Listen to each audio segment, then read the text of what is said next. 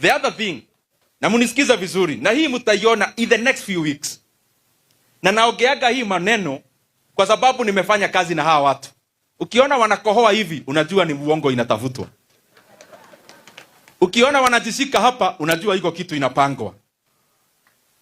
The oil prices, let me put it this way. We have seen what is happening in Iran and the instability there. And I know that EPRA, ile ambayo ni ya serikali wanaongezaga bei ya mafuta. Washaelezwa wakiongeza bei ya mafuta, waongeze hata mingi kuliko ile imeongeza in the global market prices. And I want to tell the government and EPRA, work with statistics. In the year 2022, when this government was elected, petrol and diesel prices in Kenya were at the same rate they were hivi karibuni hapa Kenya. Whereas the global oil prices per barrel in the year 2022 was above $100 per barrel.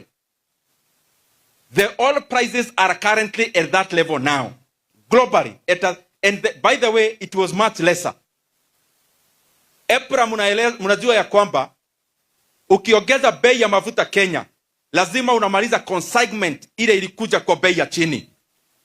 So as Kenyans, we do not expect EPRA waanze kuhadaa wa Kenya na kuongeza bei ya mafuta, kwa sababu bei ya mafuta ya from the month of March up to April ni mafuta ambayo ililetwa Kenya kabla bei ya mafuta globally ianze kupanda. Kwa hivyo ile ukora mnapanga ya kuongeza bei ya mafuta this week, tutaonana ya nyinyi.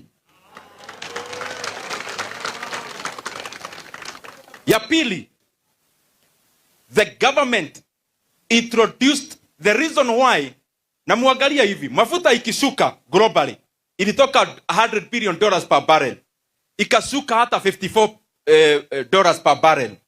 Wakenya hawakuona ikishuka, walikuwa inateremshwa na shilingi na shilingi mbili, haikiteremuka vile mafuta globally iliteremuka. Kwa sababu gani? Kwa sababu in the first 2 years, serikali wakaongeza VAT katika mafuta ya 8%.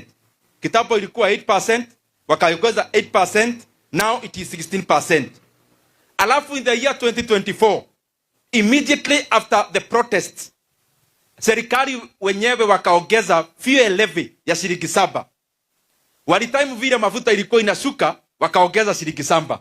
Sasa nataka niwaeleze my friends, sasa mafuta haishuki tena, inapanda. Hiyo shilingi 7